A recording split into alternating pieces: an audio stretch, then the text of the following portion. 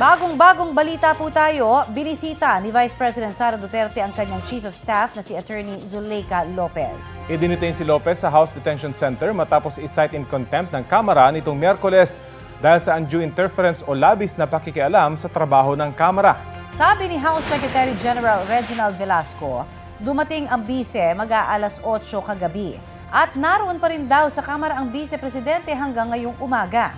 Walang detalye kung ano ang pinag-usapan ng bise at ng kanyang Chief of Staff.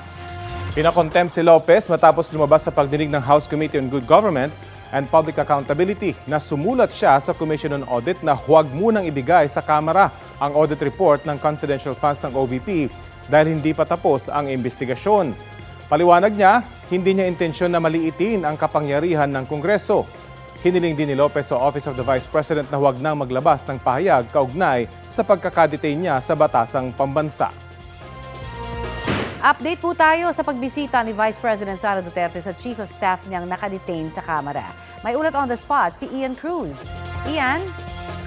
Yes, Connie, patuloy nga na mahigpit ang seguridad dito sa batasang pambansa kasunod ng mga ulat na narito si Vice President Sara Duterte para samahan ng na-contempt na Chief of Staff na si Attorney Zuleika Lopez. At Connie, kaninang pasado alas 11 nga ay namataan pa natin si VP Sara papasok sa gusali kung saan pinaniniwalaang nakadetain si Attorney Lopez. Hanggang sa ngayon, Connie, ay nasa loob pa rin si VP Sara at wala pang info kung kailan nga siya lalabas dito. At mula pa kanina, nakita natin ang mahigpit na seguridad malapit sa detention center kung saan inatas ng Committee on Good Government and Public Accountability na ma-detain si Lopez dahil ito sa umano'y undue interference sa trabaho ng komite ng sulatan ng COA para sabihan na huwag umunong isumite sa Kamara ang kanilang audit report ukol sa paggamit ng confidential funds ng OVP.